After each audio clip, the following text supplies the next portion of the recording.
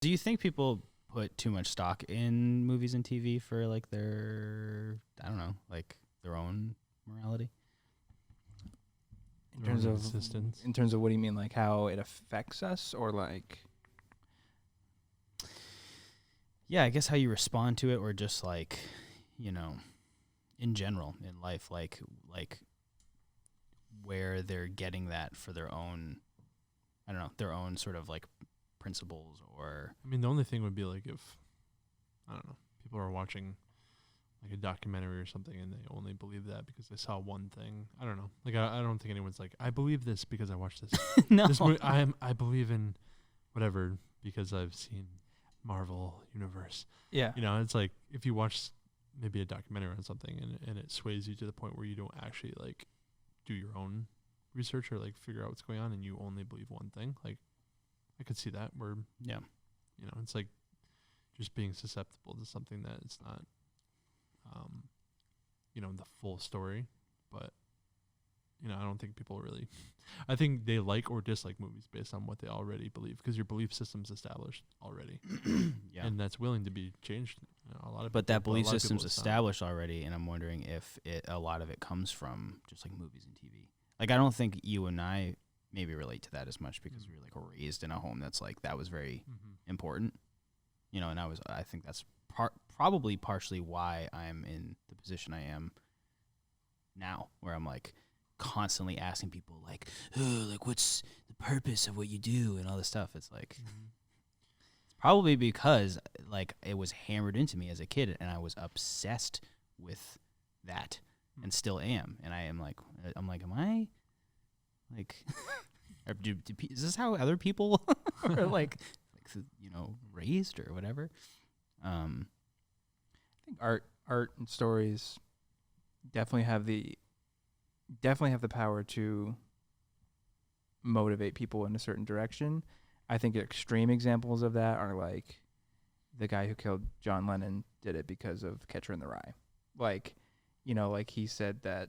What? Am I making that up?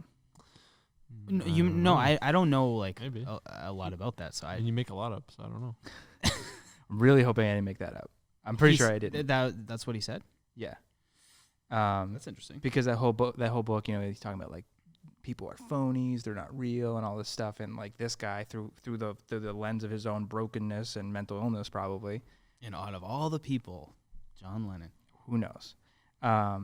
Or there's stories. I think it was one of the Batman movies there where a guy showed up to the movie theater, but and there was a shooting.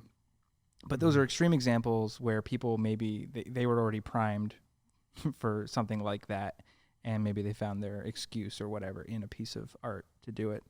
But I do think that your beliefs can be enhanced or slightly tweaked or whatever through the use of through media. I think like absolutely. Well, I mean, there's the voice of the director.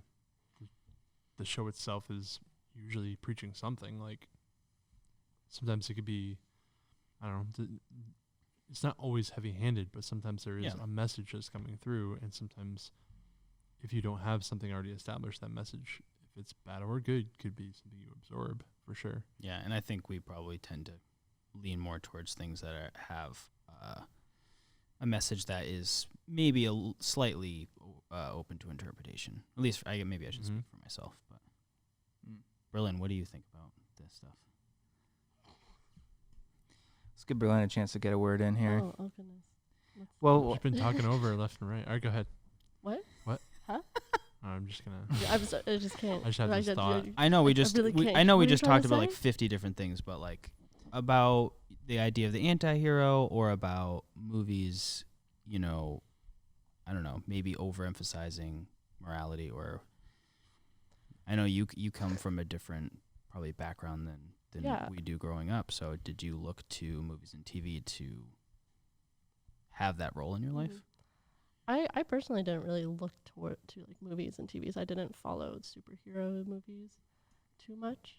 It's probably a good thing.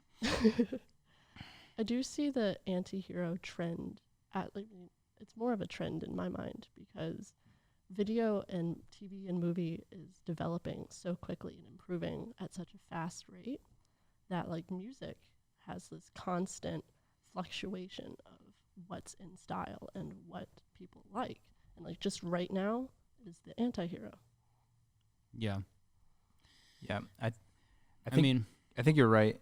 I also think that what we were saying earlier, I think that there's, well, to what you were saying, the anti-hero isn't new. It's not like in the year 2000 it just popped up. Mm-hmm. But in popular TV shows mainly, I would say. Mm-hmm. TV shows and then and in movies. Like you can look back and see a lot of like typical action heroes of like the 80s, right? Like that, you know, that they were usually morally questionable people who were just like mostly jacked dudes who could. I mean, you have they were people likable. looking up. I mean, you have people idolizing, right? I mean, that's common in sports.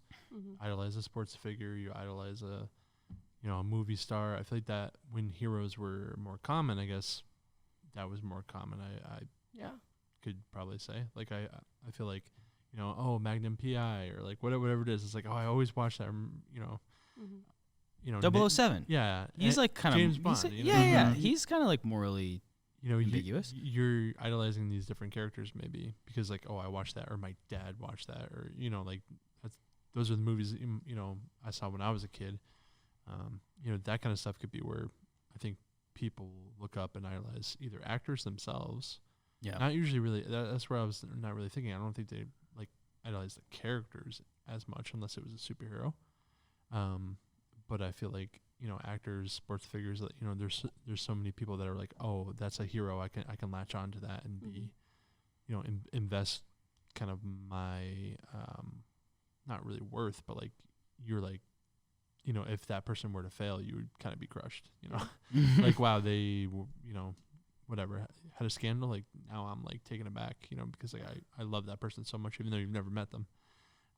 So I wonder now with all the anti-heroes if that's going to be less common or how that's going to be, you know, perceived. I feel like now people are idolizing like lesser famous people like TikTokers because they're more relatable and like they see them succeed at something that they could do themselves. YouTube. Is YouTubers, like TikTokers, so many all that.